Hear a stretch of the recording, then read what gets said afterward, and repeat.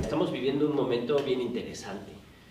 Ese es un adagio chino que era una maldición, ¿no?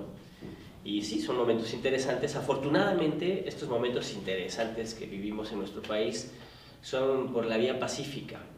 Eso es algo que el presidente Andrés Manuel insiste, ¿no? Insiste porque está llamando a la razón, está llamando a la cordura, está llamando a calmar los ánimos a quienes quieren desestabilizar el país, ¿no? Y que este proceso de cambio es un proceso de cambio pacífico, un proceso de cambio que el pueblo de México ha exigido desde hace décadas, ¿no? Porque esta etapa de la transformación de nuestro país que inició el 1 de julio del 2018 es el impacto de una ola histórica que viene desde el 88, ¿no? Pero si me presionas un poquito, viene desde el 68, ¿no? Hay un agotamiento, hay un cansancio de nuestro pueblo por la pobreza, por la marginación, por el hambre, por la violencia, ¿no? Ya había un descontento por la desigualdad tan terrible en nuestro país que se exalta mucho más con la guerra contra el narco de Calderón y esos 36 años de neoliberalismo, de saqueo del país, y el pueblo se ha expresado varias veces electoralmente en contra del proyecto que ha saqueado a nuestro país. En 2018 hubo un vuelco total, ¿no? Es un mensaje que en un pueblo, millones de personas están mandando un mensaje a las élites económicas y políticas de que las cosas no pueden seguir así, ¿no? Y es un mensaje civilizado, no me gusta esa palabra, pero en términos democráticos, en términos de desarrollo democrático, de buscar transformaciones políticas, económicas, sociales, por la vía de la paz y de la razón. Es el mensaje que mandó el pueblo de México al votar por Andrés Manuel. Y Andrés Manuel inicia un proceso de transformación gradual, pacífico, dialogado, porque además eso es bien importante, dialogado. Andrés Manuel es un presidente que ha dialogado con todos los sectores. No puede haber nadie que diga que a él no le han hecho caso, que Andrés Manuel no se ha sentado a hablar con los hombres y mujeres más ricos de este país, incluso del mundo. Han venido los de BlackRock a entrevistarse con Andrés Manuel, es el fondo de inversión más grande que hay en el planeta, ¿no? Y se han sentado a hablar con Andrés Manuel para buscar un camino de redistribución de la riqueza y de superación de las desigualdades sin afectar la dignidad de nadie, ¿no? Incluso sin afectar la propiedad de nadie. Bueno, pues ese proceso se está viendo en entredicho por sectores de las élites, sectores económicos enriquecidos, que están usando los medios de comunicación como ariete para desvirtuar el proceso de cambio. Como dice Andrés Manuel, y eso hay que tenerlo bien claro, no es Loret contra Andrés Manuel, no, es un sector enriquecido a través del saqueo, es un sector mafioso, enriquecido a través del saqueo, que quiere destruir un proceso histórico de transformación, que va más allá de Andrés Manuel. Entonces, ante eso es en lo que estamos. Las 3 mañaneras que hemos visto en estos días, que se han puesto bien interesantes, son el reflejo visible de un fenómeno histórico muchísimo más complejo, que hay que saber leer para meternos y participar y no quedarnos con los brazos cruzados a que la historia pase frente a nosotros. Porque además este momento histórico es el momento en que el pueblo tiene que tomar decisiones, ¿no? Y llevar el país hacia donde mejor le vaya a la mayoría social y no a las élites que han saqueado el país y se han enriquecido a costillas del dolor de las mayorías, ¿no? Hay un manual, o sea, por grotesco que parezca, es un manual que es de Gene Sharp, ¿no? El manual de Gene Sharp, de la dictadura a la democracia, creo que se llama, ¿no? Que es un manual de cómo derrotar gobiernos que no se subordinan a los dictados del imperialismo norteamericano, ¿no? En donde un gobierno que no se subordina es autoritario, ¿no? Puede ser una dictadura islámica, o puede ser un gobierno democrático y socialista, no importa. Si no se subordina a los dictados del Pentágono, es enemigo de la civilización y de la democracia, ¿no?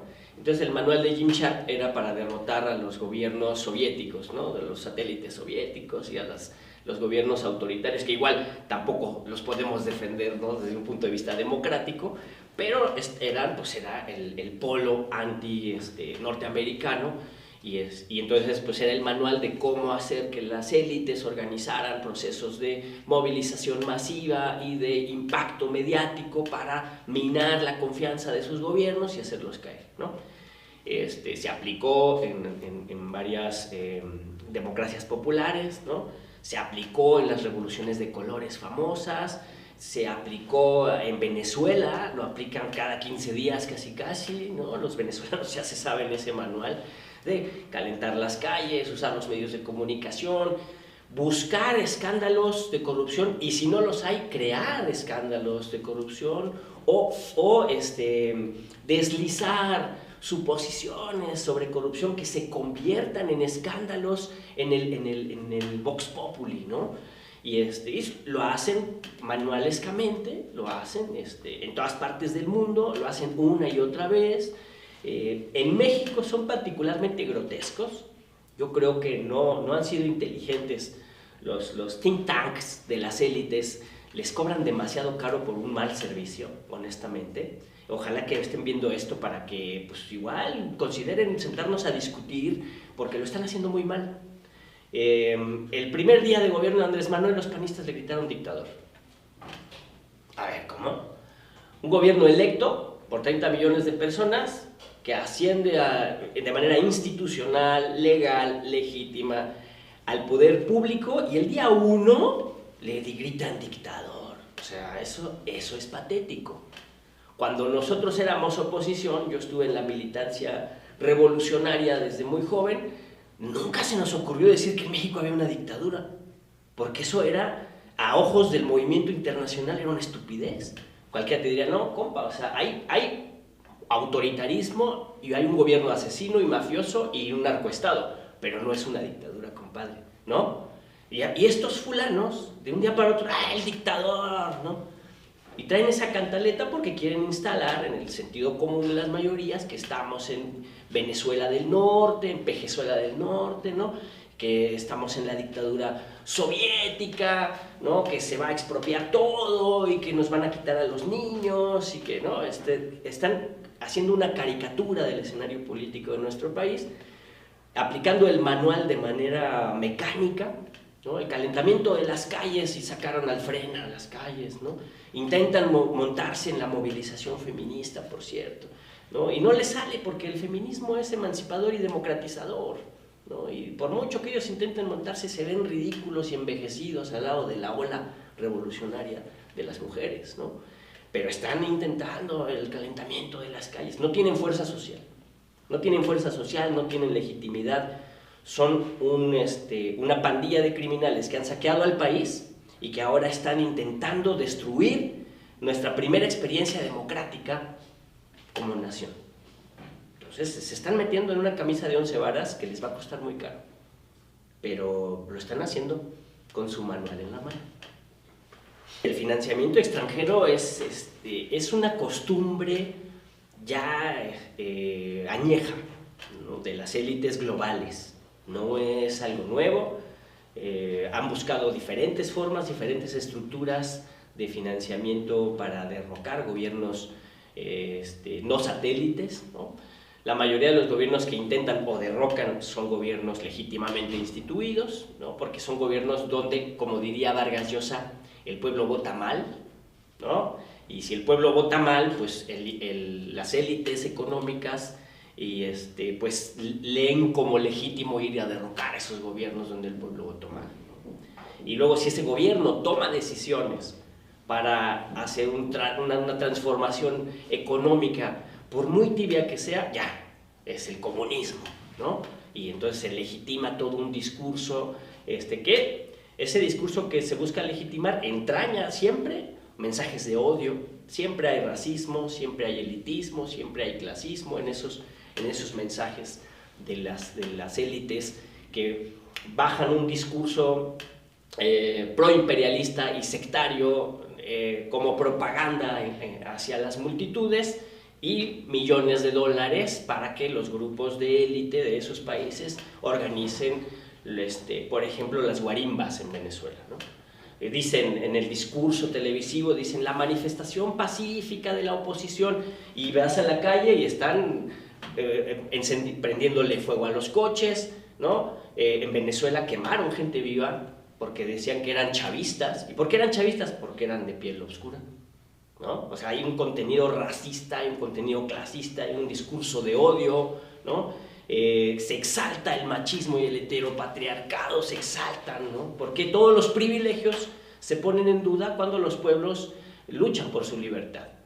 Y eso aterra a las élites, ¿no? Y actúan violentamente en contra de esos intentos de democratización, y fluye el dinero. Y entonces en México estamos viendo cómo fluye dinero de empresarios locales, ¿no? Además vinculados a las mafias, por ejemplo, las mafias de la farmacéutica, esos que han escondido los medicamentos para los niños con cáncer, ¿no? Que los panistas se escandalizan tanto porque los niños tienen cáncer y no tienen medicinas. Bueno, pues que vayan con Roberto Madrazo y le digan que deje de esconder las medicinas, ¿no? Esa mafia que esconde las medicinas, bueno, pues es la mafia que le paga a Loret de Mola su millonada para que repita, invente mentiras y las repita una y otra vez y enferme, intoxique la mentalidad de nuestro pueblo, que además está sometido a la televisión basura, que es lo que esta gente hace, pues las 24 horas del día.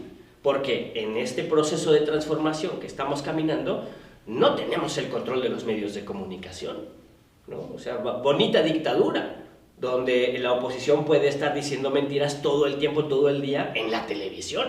Lo que nosotros podemos hacer y debemos hacer, ¿no? Es organizarnos, ¿no? O sea, cualquier cosa que suceda, una catástrofe medioambiental o un golpe antidemocrático, la mejor forma de responderlo es organizadamente, colectivamente, ¿no? Los problemas políticos son problemas colectivos. Nunca un problema político es un problema individual, particular. Incluso los problemas económicos también, ¿no? La pobreza que muchos sufrimos es un problema colectivo, es un problema que se resuelve colectivamente. Entonces, organizarnos es fundamental, ¿no? Construir lazos de comunidad y circular información veraz, ¿no? Y discutir estos temas en la sobremesa, porque justamente las democracias, la democracia verdadera, la democracia como un estilo de vida, no la democracia como forma de elegir gobiernos, sino la democracia como un estilo de vida, se practica en la casa, se practica en la colonia, se practica en el trabajo, se practica en la oficina y en los medios de comunicación. Entonces hay que hablar de estos temas, hay que discutir estos temas, hay que buscar información veraz, ¿no? Demostrada, ¿no? Hay que hacer una fuerte campaña por desmontar las mentiras, ¿no? Las mentiras estas que se han inventado, esto de los chocolates o esto de las casas grises, ¿no? En este momento hay que desmontar esta comparación, esta símil que se quiere hacer con la Casa Blanca de Peña y la Casa Gris de Andrés Manuel. Esa es una abominación comunicativa. Y eso hay que desmontarlo, desmontarlo en la calle, en el boca a boca. Pero hay que actuar políticamente. Entonces hay que construir organización de base. Eso es urgente, ¿no? Morena tiene que ser un partido movimiento, ¿no? Y esa teoría del partido movimiento todavía se está construyendo. Hay algunas experiencias, pero estamos haciendo camino al andar en este proceso de transformación, ¿no? Estamos en un escenario bien distinto. No hay, para nosotros, para la izquierda, no hay manual que podamos en este momento tomar y decir A, B y C. No, tenemos que ser creativos. Es el momento de ser creativos, creativas, pero desde la organización partidaria. Un partido movimiento tiene que vincularse a los movimientos sociales por abajo y articularse a la estructura partidaria y a la disputa por el poder político. Y ahorita no tenemos el poder político. Hemos ganado espacios de gobierno, pero tenemos que seguir disputando el Estado. Y disputar el Estado desde abajo, ¿no? Morena tiene que ser un instrumento para la liberación de nuestro pueblo. Entonces hay que desmontar las mentiras, hay que evidenciar a los mafiosos que quieren destruir la democracia, porque eso es lo que están haciendo. No están atentando contra Andrés Manuel, están atentando en contra del proceso democrático. y de México y de América Latina, ¿no? Y eso, entonces vamos a defender nuestro proyecto, pero tenemos que ir por más. Tenemos que defender nuestro proyecto de nuestros propios problemas y de nuestras propias carencias, para que esta cuarta transformación sea realmente una cuarta transformación y que en 100 años, en los libros de historia, se hablen de esta gesta heroica de un pueblo que pacíficamente transformó la realidad de su nación.